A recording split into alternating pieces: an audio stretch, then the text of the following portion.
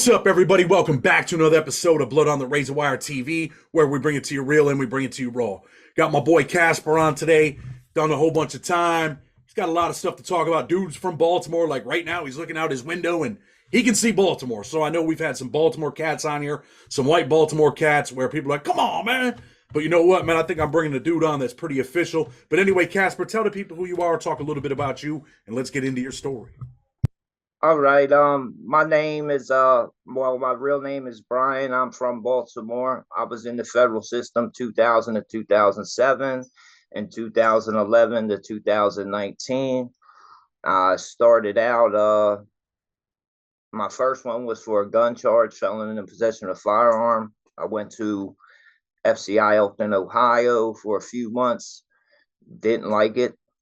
Went straight to a pen. From there, I was on my way to Schuylkill, went to a holdover at USP Lewisburg, and got into some more stuff with a lieutenant in the holdover. They just kept me at Lewisburg and cut me to the compound there because I had USP points. Back then, it was only 16 before they changed it again. Sometime in the later 2000s, when I went home in 2007, they changed the point system again. You end up in USP Lewisburg. What was it like, man, to be, you went from a low, and people are like, damn, dude was in a low. When you first said that, they're probably thinking. But you end up in Lewisburg. What's it like for you in Lewisburg? Um, Actually, I know this sounds crazy to a lot of people, but it was just like coming out of Maryland. I did 5 years since a young age. Back then, I was like 25, 26. I did since like 19 in the Maryland state system, and I'm used to a certain, way of doing time with the people and the way they act and the things that they do, and the officers as well. And it was mainly the officers that were the most disrespectful in the low. And I'm like, I really felt as though I would catch more time if I remained in the low than going to a higher security, where I'm thinking, okay, if I go to a higher security, it's going to be what I'm used to, where people just, you know what I'm saying, leave you alone, men going to respect men, and it's going to be all like that. And so I deliberately ran up my points. After they kept locking me up over petty things in the load, being late for work or stuff like that, I just said, man, I'm running up my points. So when I went to the shoe, that's what I did. They couldn't even put nobody in the cell with me no more. I fought, taking sort teams, couple fights, stuff like that. But I mean, it wasn't nothing I went looking for, like with the fights. That just happened, that kicked off, and then dudes got into it. I went out there and handled what I had to handle. Talk about Maryland. You were in jail in Maryland. Were you in prison there? Yeah, yeah. I started out in 1995, and this is back when, I'm sure crack. Uh, they gave me. I had been in the county jail a few times, just with like little 6 month sentences, 30 days. And then I came out. I just had a nighttime burglary at 19. They gave me a 5 year suspend all, but 6 months. I did the 6 months. I came home, went right back into hustling, sold to an undercover, got set up by a dude I know. He set me up because his house got raided a couple weeks earlier, and they offered me two. I took it to trial because of the two different stories between the true bill indictment and the police report. It went from day, night, black, white, two different. I think, I can beat this, and it didn't happen that way. They ended up giving me 4 years state prison and then 3 years on the violation of that burglary. You're a white kid in Baltimore getting money. You're selling crack. Yeah, yeah. What was your family life like? What leads a young white kid, man, to get into the crack game, so to speak, back then? It just came in, and like I grew up in the same apartments from 86 until that time, 95, and I watched it just when in the early 90s it was on the low. They were selling a little bit of powder, then them apartments just turned into like a open air drug market, is how they described it.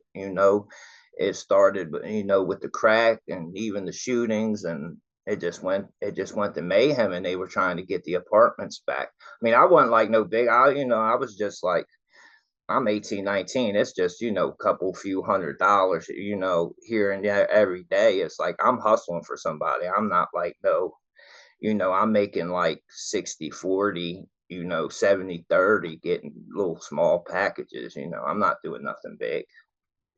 What was your family life like? Your parents? I mean, were your parents working? Was it a solid household? What was life like?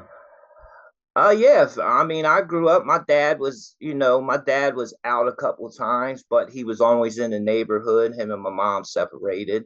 My dad was a working man. He always took care of, his family. He had a drinking problem. He was just a beer, but he was bad, like with uh with alcohol, and that led to and he liked the women, but he took care of his kids. I have one older brother and two younger sisters. He took care of his family. And that's my mother. She struggled with health conditions. She passed away when I was on my first federal incarceration, 11 months before I came home. She passed away. My Sorry to hear that, father, man. That he's, was one of my biggest fears was losing my mother while I was in prison. yeah, and that's another story. When I came out, I just came out of Lewisburg. I was in USP Allenwood. And when they had to come give me that news, the officers, they were just like, I was working in Unicor. They're like, Clark, go turn your tools in and come see me. And guys are like, they're they see what the officer says to you. They're like, man, you ain't have no knife in your cell. You going to the lieutenant's office. I'm like, no, I know I don't do no dumb stuff like that. I already knew what it was. Like, I felt it. Like, already knew. When I got to the front door, it was that trip to the chaplain's office. So now, when you were in Maryland, were you involved in any type of gang affiliations? You run with anybody over there? Nah, because see, that all that stuff didn't come about until like the middle, late 2000s. I was in federal prison. Actually, I want to say I was in USP Allenwood by the time in 2006, the first time I ever read about that DMI stuff. Like, I seen that the Maryland system had, but I left in 2001 and hadn't been back. So none of that. BGF was always there, but they were quiet, respectful older cats that you wouldn't even know unless you knew just who they were. There was no white gangs. Like, we all sell together, we all eat together, blacks and white. It ain't nothing. And that's, going into the federal system with the politics. That's the thing that a lot of Baltimore whites run into when we come into a higher security. Let's talk about that. You go to Lewisburg. Who you running with when you get there? Do the white dudes press you? Are they like, yo, what's up, man? I mean, how's this work? They try at first. They're like, it always comes down to the biggest words back then was always, they were always trying to tell us, like, you got to handle that, you got to handle that, you got to handle that. I didn't have no issues with, but I was sitting back watching them, and they want you, and they'll want you to do some dumb stuff. Hey, one of our buddies is in the hole. We need you to cut the line to go. And the thing back then is, if you go to the hole, as soon as they know you get locked up, they're gonna go throw a whole bunch of stuff on your bed, and then you can communicate with the shoe in USP Lewisburg right on the corner of the yard, and from the housing unit across from it. A block was across from it. Like, you'd be like, hey, I put this in there for such and such. I put this in there for such and such. And when they give you your property, you send it to the guys it's going to. But yeah, like, so when I got there, before they even let me on the compound, they send you to what's called a captain's review, quay. And so I go to that, and that's when they first asked me about the black and white thing, because they had seen in my paperwork back in like 93, there were some gang members in my neighborhood that had came down there. They were Bloods from Kansas City, and they knew that I ran with them. So they made a spectacle about that. They brought that up and asked me questions. And I was like, first time I ever been asked about it. And I'm like, this is like 2000, April 2002 now. And this was back in 93. So I was like people usually don't ask. Oh, it was SIA. He said, what do white guys usually say about that? And I said, they usually don't ask and don't know. And he's like, oh, they will here. So I was like, all right. So, and my unit manager looked at me and was like, all right, I'll get you out tomorrow. So I go out to the compound, you know, uh, I'm on the compound the first day. I get a call saying, go to the lieutenant's office, SIS. Now they're asking me again about the same thing. And I'm just like, I'm good. Like they're trying to scare me about them 97 murders and stuff, with the whites and the DCs and the Muslims. And I'm like, I'm good, man. So they send me back. Next day, it's a Saturday, I think. They come and get me again. Officer says go to lieutenant's office. And they're asking me the same questions again. And I said, look, man, I'm good.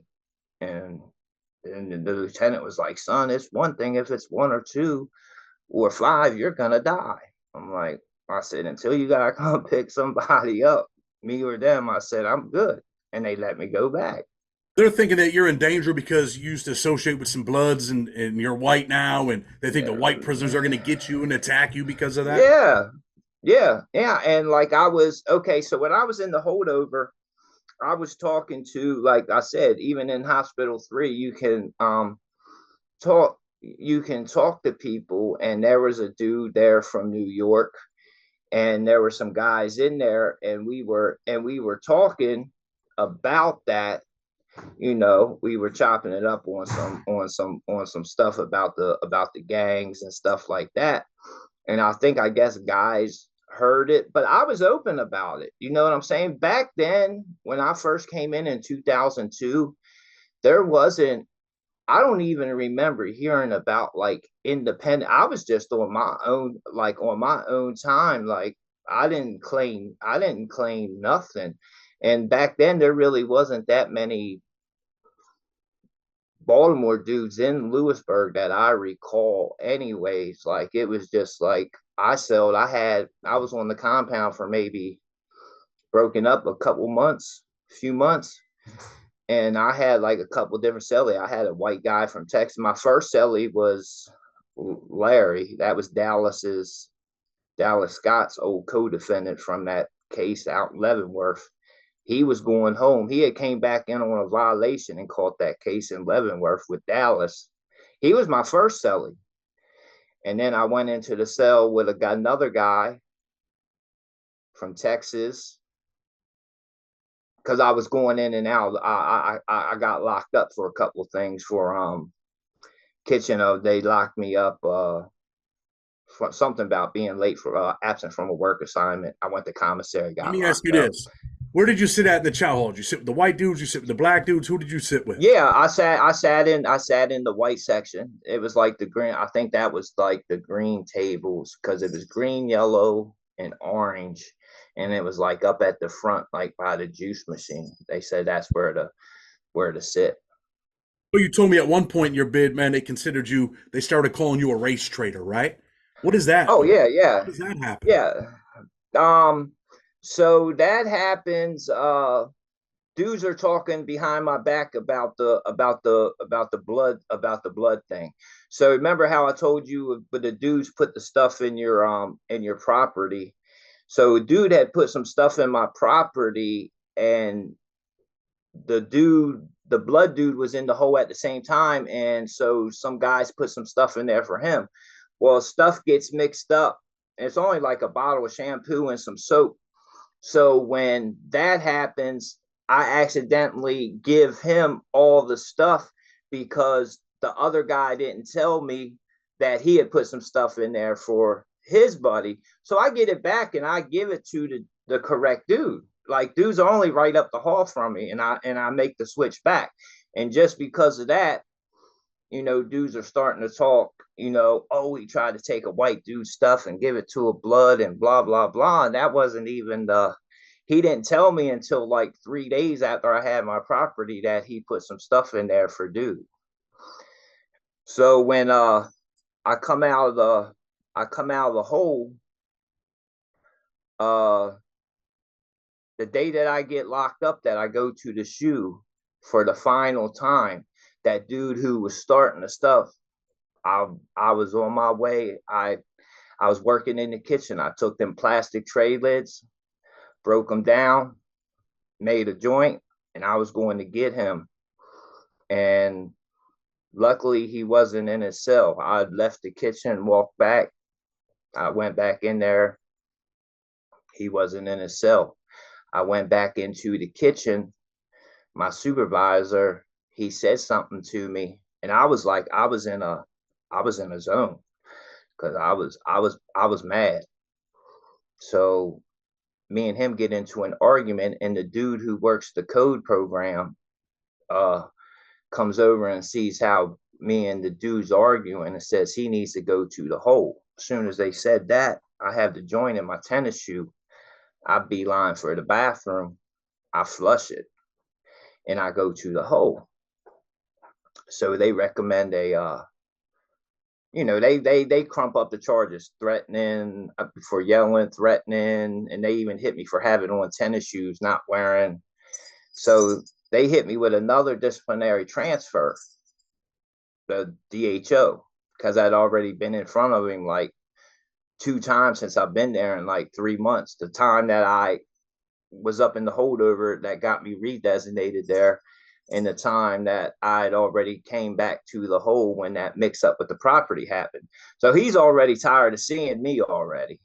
So he's like, we're going to try to find you a new home again, is what he told me. So I'm like, all right. But they're going to let me back out.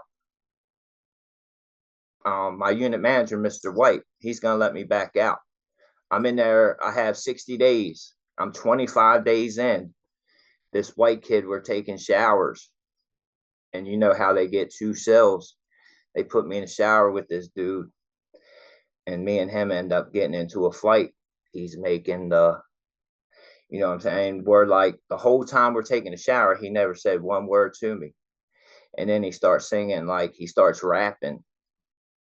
And he's trying to like trigger me to get me to say something to him. And then he turns to me and said, hey, did I hear somebody call you bastard the other night? And I looked at him, I said, we got into a little verbal thing, and we end up getting into a fight. They came in, I had him on the floor choking him out. And they gave me another transfer. Listen, man, I mean, you've been through a lot of shit in there, right? You've been in a lot of physical confrontations in federal prison, right? Yep. Yep. And it's all over so far, it's all over nothing. But then it gets a little more. When they give me that transfer, this is when what another guy was talking about. Mickey Ray had just become Northeast Regional Director at the time. He came down from Leavenworth. He started the year to 18-month clear conduct program on a transfer. So this time they're giving it to me because they were going to let me back out. And now they're looking at, I get into this fight in the shower and I got dude on the floor. And I'm a smaller guy at this time.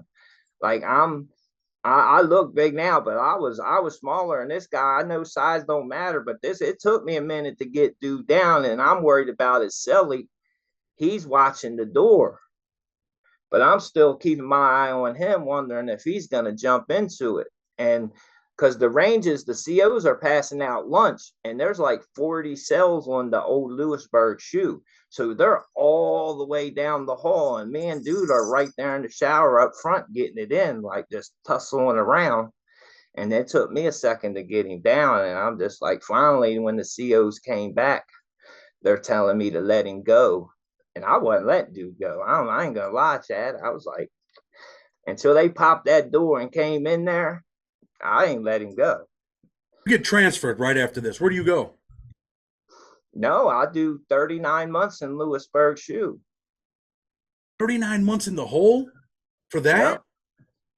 Yep. Because they wanted me to do the 18-month clear conduct. So when that happens, let me see. I want to stop you Then for a minute. 39 months in the hole. What does it do to you mentally and emotionally? I'm going to keep it real with you, bro. For me talking to you and emailing and being on here, I think that, I think that prison affected you a little bit mentally and emotionally. I'm just keeping it 100, bro. Oh, absolutely. Absolutely that messes with you.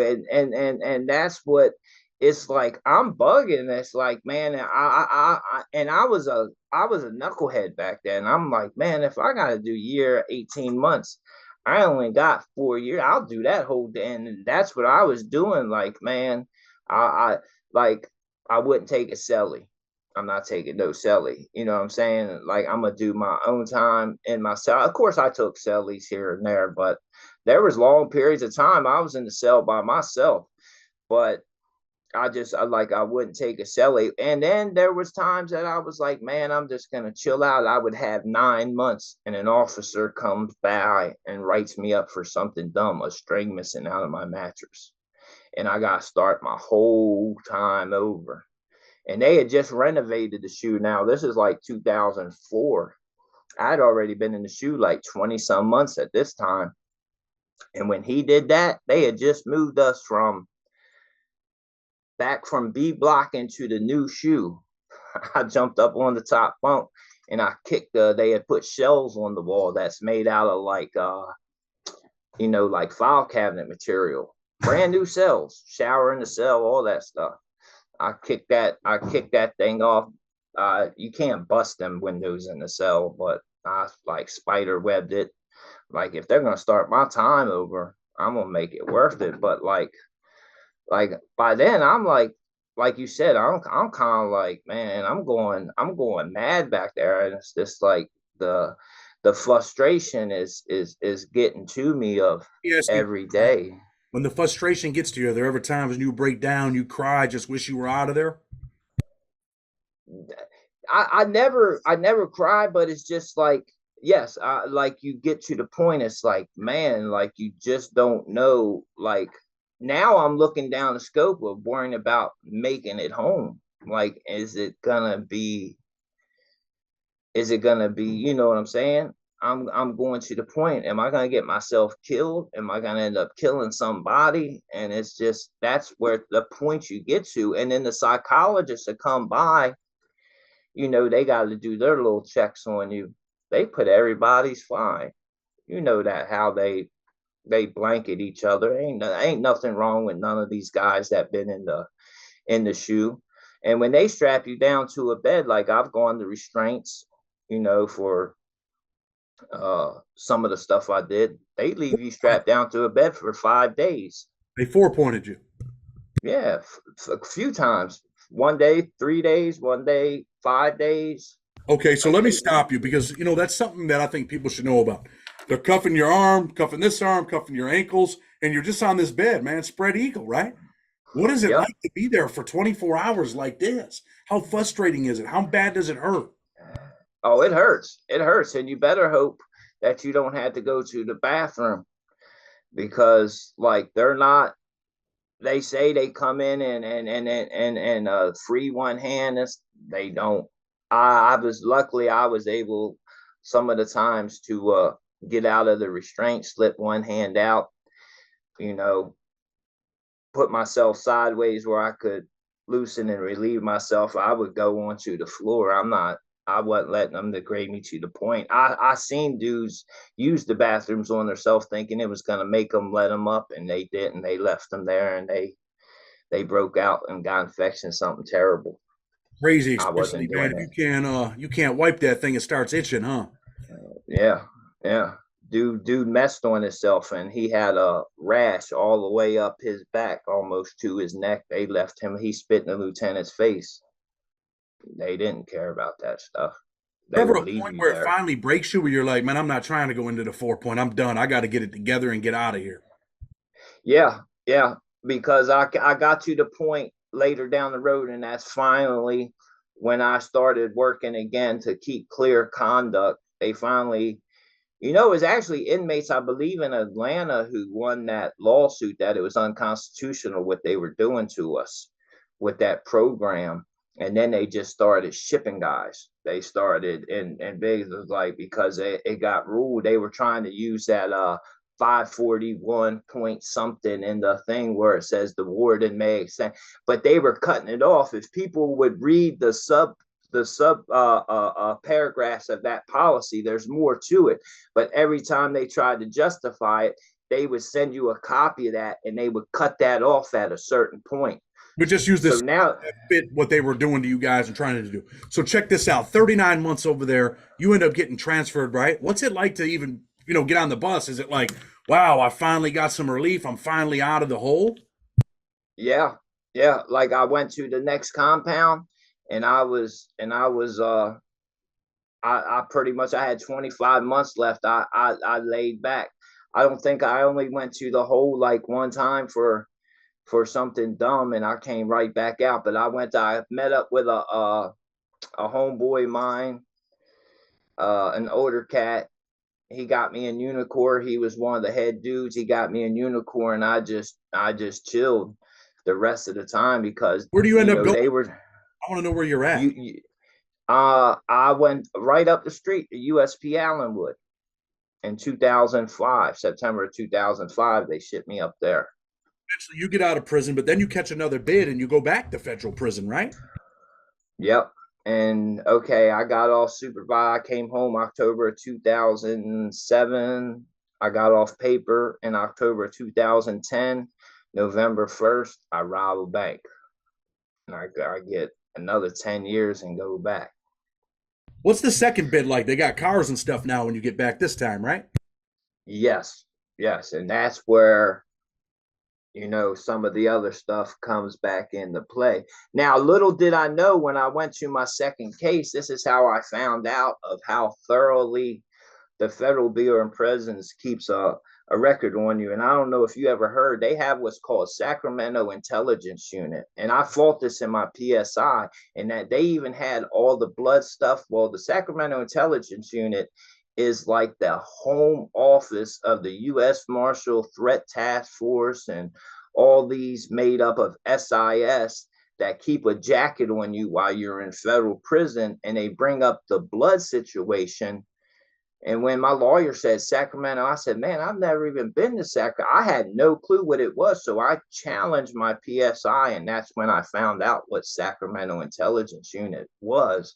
I'm like, because I've never been out west except to Oklahoma City in federal custody. So I go back to USP Allenwood.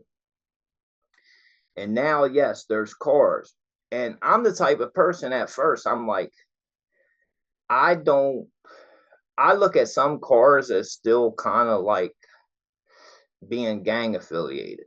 And I really don't want to be, on anybody's time where they're going to tell me that I got to do this, I got to do that. So for the first couple months, I just, again, same thing I did at Lewisburg, I sat, but I was working in Unicorn again. And I'm linked up with one of my homeboys from Baltimore, black dude, Big H, Big Harry.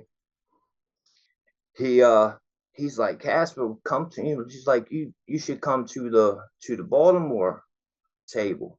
They wanted me over there with them. And I'm telling him, I'm like, I don't know, man. I'm like, I like to do my own thing, man. I'm not on that, where somebody's gonna tell me what I gotta do shit. And he's like, nah, man, it ain't like that. It ain't like that. You got your paperwork. You're good, blah, blah, blah. So I end up going to a few months after being back, I go to the Baltimore table. And that's when a big thing about the divide about the black and white comes in. Is like, after that, administration and inmates, I can't sell with a white. I can't do none of that. So whites can't sell with me. If I had the only open cell and the bus comes in and they accidentally go to put the white dudes would be on him and tell him like, he can't go in there. You go sit at the Baltimore table. You're with the Baltimore homies. White dudes are like, man, that dude ain't white no more. So now they're really looking at you like this race traitor that we talked about earlier. How does it make you feel? Yeah. White dudes do not want to associate with you at all at this point. I mean, it really didn't bother me. They pulled me up and I'm in Unicorn one time, but they're trying to like, they're trying to come at me on a friendly manner. Like I really like I had a dude try to holler at me in Unicorn one day and said something about it, and he said, well, what if them black guys they start kicking your teeth in, blah blah blah. And I was like, bro, I don't need your help. I was like, I wouldn't want you to help me anyways. Like everybody always, and I know there's times where you may need somebody's back. You know what I'm saying? Somebody has to have your back. I understand those situations, but dudes is like, and I told a dude, I said, bro, my ID has one picture. It's not a group photo. And that's me. I'm gonna do my own time. Everybody feels that way. You know what I mean? Sometimes you meet a dude, you're like, I understand you want to do your own time, but sometimes you meet someone that you become close with. I just talked about this on a video yesterday, and you're like, yo, I got his back, he's got mine. I always try to find Oh, one absolutely. I can count on in case, what if someone did stab you in the neck? You want to make sure you can get them off, you Yeah, get yourself together, at least be able to fight back. And if you ain't got no one, then you're probably in a bad position. I think we can both agree to that. But anyway, absolutely. so the white dude's just kind of, he's kind of like, oh, he's telling you, like, pretty much don't trust these black dudes, bro. They could do something to you. But really, at that point, there's no turning back. The white dudes won't take you back over there, right? Nope. No. And I'd always been, like I said, I coming from Baltimore, like it was normal to me to associate, and when I was coming into the federal system, I just couldn't comprehend the big deal like it was made out of. I mean, I understand, but I also, and I don't know if you agree, but I used to see whites just do so much grimy shit too, though. It was like, I mean, I know people do grimy stuff of all, but it's just like the way that some of them operated, and like they would leave somebody out there. They would leave somebody out there, and I used to see like guys get jumped on and it go unanswered, like by gang members and stuff like that. And then the guys would sit there and they wouldn't do nothing about it. I mean, You I know, listen. I've seen that plenty of times, but I've also seen it in all cars, white, black, Hispanics. I've seen yeah, places, man, that they got a shot caller, they worship the dude, and 15 months later they're jumping the same dude that they were worshiping. But let me ask you this: being white, you're in a black car now, right? You're in the Baltimore yep, car, and something. It is different, man. I met a few Baltimore white dudes, man. That really, it seems like the Baltimore dudes kick it with their people. You like they really do. yeah, Were there ever any times where some of the Baltimore black dudes felt like, man, psh, it just seems like the Baltimore dudes look at everybody as, yo, you're from Baltimore, you're from Baltimore. But I've seen other right, gangs or other groups be like, psh, man, dude's a white crip, man, psh, you know. So yeah, how was it for you? yep. What was your experience like? I mean, my experience being part of that car was like there wasn't nothing to it. Like, okay, so if a new guy comes in from Baltimore, a white guy, I'd be the one to go check and see, like, who you running with. Are you running Baltimore, or are you running, if he was white, are you running independent? And we did have a couple more whites who said, I'm on Baltimore time. Or we had guys who, that said that they was on independent. But it's like I never felt like being amongst, guys from Baltimore that they didn't want me there. Not at all. Because like I said, we come from a different uh geographical makeup. It's like because we're out here in the streets and everywhere together, and I'm pretty sure I think I've seen somebody tell you this before. It's like down here, I'm older, I'm almost 48, so I don't talk like that, but you'll hear some white dudes out here using the N-word talking amongst whites and blacks, and it's accepted.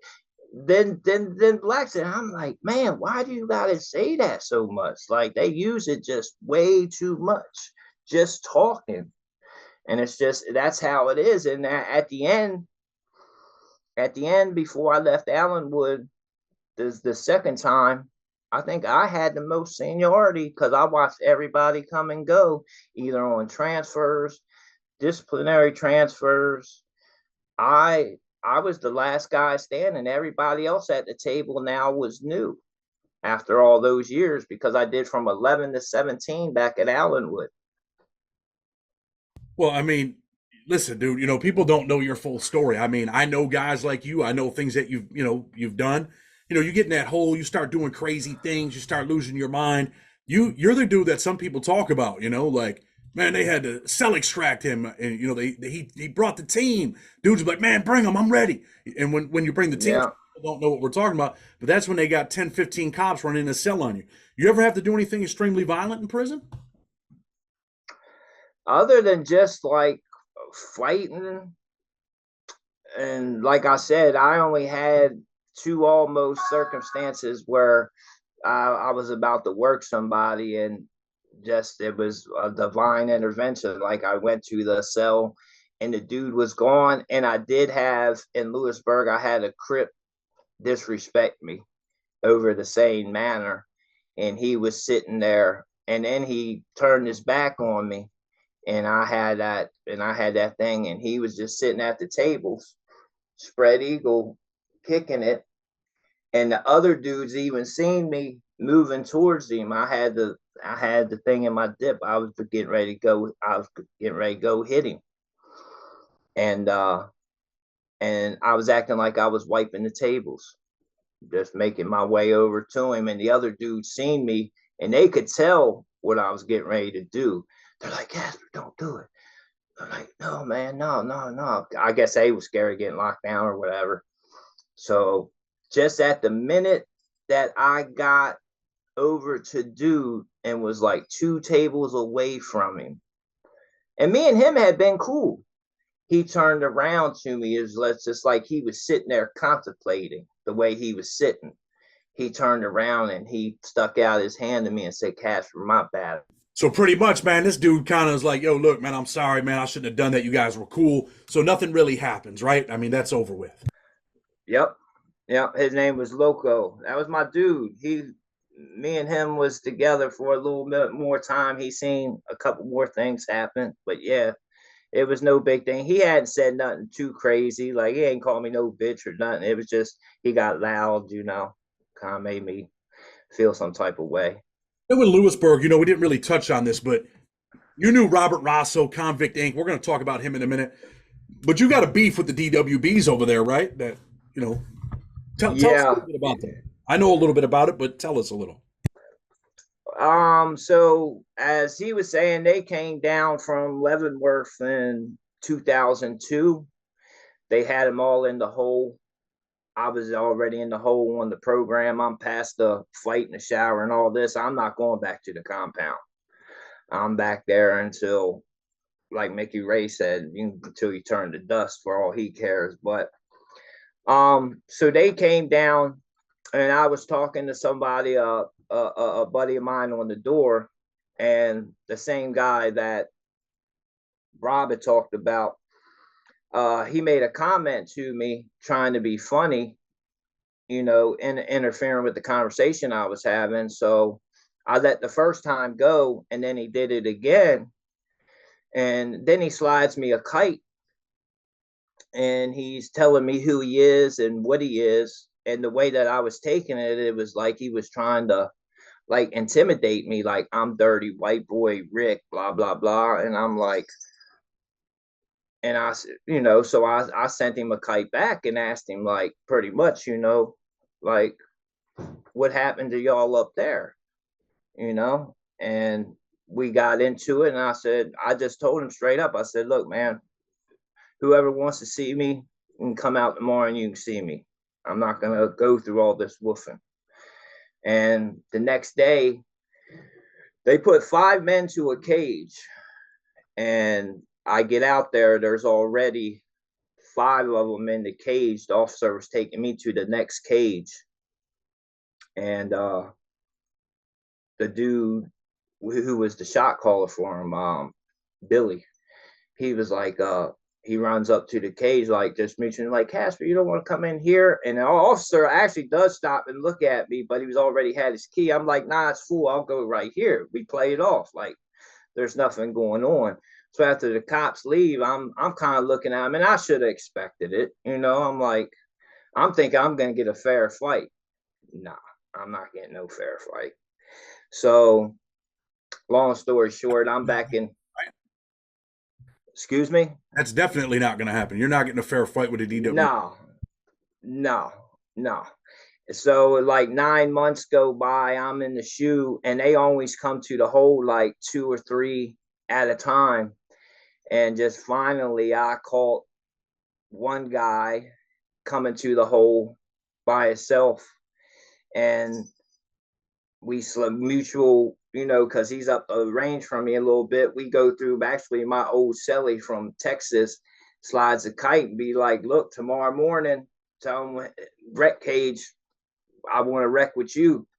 And we go out there and we handle it. It wasn't nothing like nobody really got, we just banged it out until the police came in. They tried to get us to separate. I had a big banger on me, but I didn't use it because he didn't have nothing. And I wasn't going to stab a guy that I could, if I was doing okay hand wise. And we just, after that, man, actually, believe it or not, they became some of somebody that I could say, hey, you got this, you got that, and they could ask me, even though we were enemies, being back there in that shoe, we were still men and we were still convicts. You need cigarettes, I got it. You need coffee, I got it. We bought, we broke bread with each other. So at the end of the day, and that's crazy. I know a lot of people be like, a man that's trying to physically hurt you or kill you is the same person, you know what I'm saying, you can break bread with also. But they'll tell you, if we ever see each other again, you know what it is. But you know how the Federal Bureau of Prisons is. One of the That's craziest. probably Listen, man, that's one of the craziest things ever. Where dudes will actually, we know what it is. I'm gonna try to kill you. You're gonna try to kill me. But yo, man, if you need something, I can send it down. I'm gonna be honest with you. I wasn't that type of dude, bro. I'm not doing shit for you. We got an issue. We got an issue. That's it. I'm not. right. But unless like, okay, hey yo, could you pass this down? I'm not gonna break the chain and not pass it because then everybody's gonna think I'm a bitch. So something like that I would do, but I'm definitely not giving you something out of myself for you. I don't give a fuck about you. But anyway, and then I know, hey, it's different folks, different strokes, right? People feel No, we actually, when we were still beefing, I actually did that. What you just said, when they sent, before it all that happened, when they sent the line, you wasn't getting nothing past my cell until that's funny that you said that. I actually did that the one time, and that's how I ended up one time talking to Rob. a little bit about Rob real quick before we get ready to go. I mean, you're there. He does something over there, doesn't he? What does he do? There was this dude, and it was funny because he's one of the guys. He's drunk one day on the compound, and he calls me. I'm walking by. I hear a tap on the glass. They got the big shower doors with the steel shower doors. You gotta step on the block. He calls me in there talking about, don't say nothing to me no more. I'm white through and through. Blah blah blah. He's playing this tough guy. So when Rob and them come, evidently I didn't know this same guy at USP Leavenworth had spit in one of their brothers' face through the bars. And when Rob seen him in the chow hall, Rob put him on his back and they tackled Rob. You say he put him on his back. Did he hit him with something? No, he just hit him with his fist, bloop bloop, back there by and I think they said it was the captain who tackled Rob. Robert Razzo, Convict Inc. Yep, he definitely handled his business. He was like, "You spit, and he remembered that. As soon as he seen dude, it was on, and dude was scared. I even seen the dude in the shoe that Rob had hit, and I asked him. I said, "Hey, Jimmy," I said, "What?" I mean, his name was Jimmy. I said, "Jimmy, what happened with?" He's like, "Look, man, I don't want to talk about it. I don't got no problem with them guys now." He's trying to clean it up. But before, you was all tough, white through and through stuff. But now the guy puts his hands on you, you got a whole different song you're singing.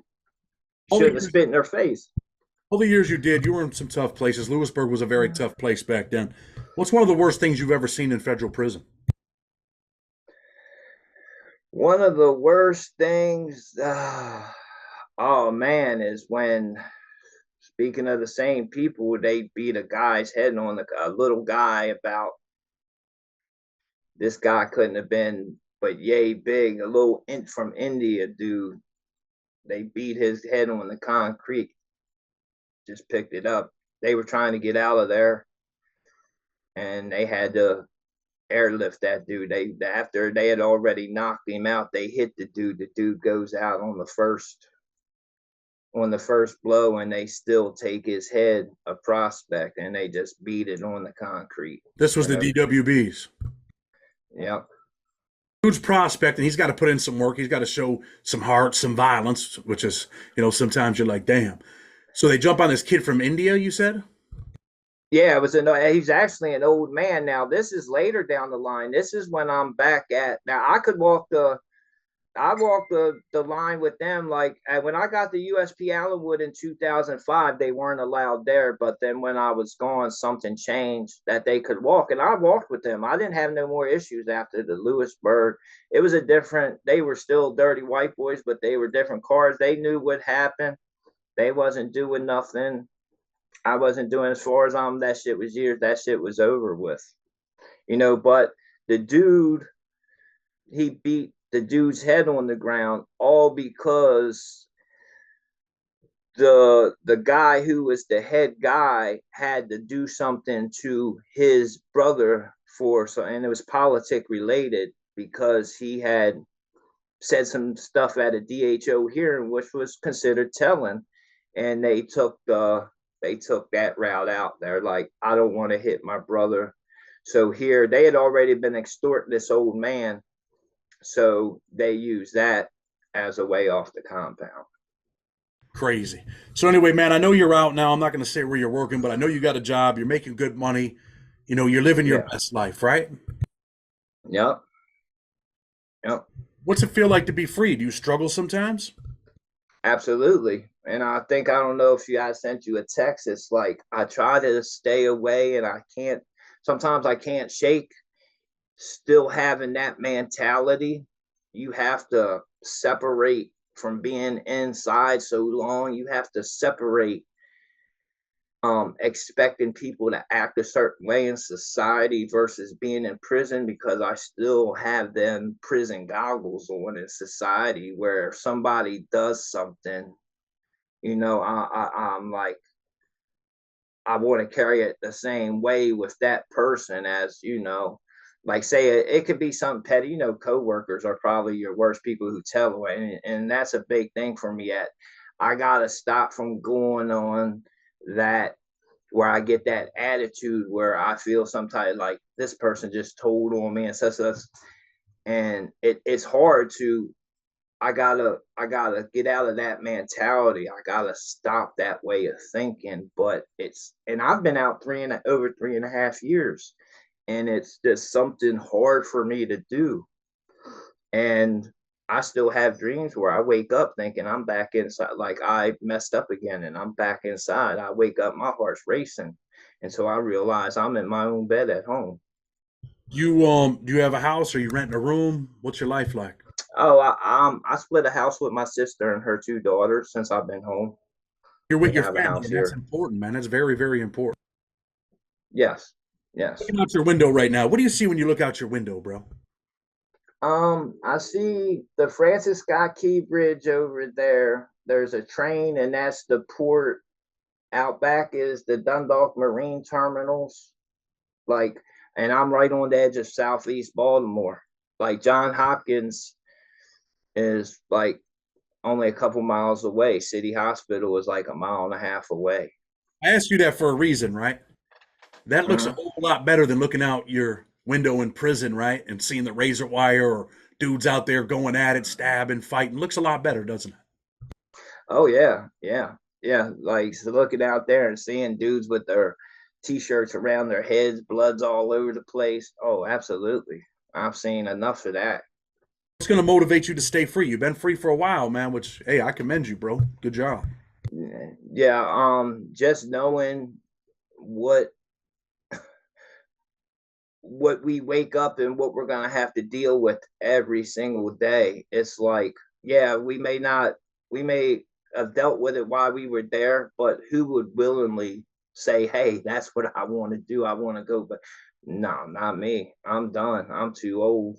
I don't want to wake up and have to see those people and deal with those situations ever again. I'd rather work a 9 to 5 or whatever to do what I got to do to stay out. I've done did it 2 times, and twice was enough for me. Like, I'm good. I They think can that have that. I think that's, I think that's the moral of the story today, man. You're too old for that stuff. Too old to live that life. Too old to be involved in violence. Too old to be four-pointed laying on a bed, man, when you can't even get up to use the bathroom. You have to defecate and urinate on yourself. It's a crazy life. But listen, bro, again, man, you got my number. I like you, man. Personally, I like you. I think you're a good dude. And, you can always reach out to me. Look, bro, I appreciate you coming on. Anything you want to say before we go?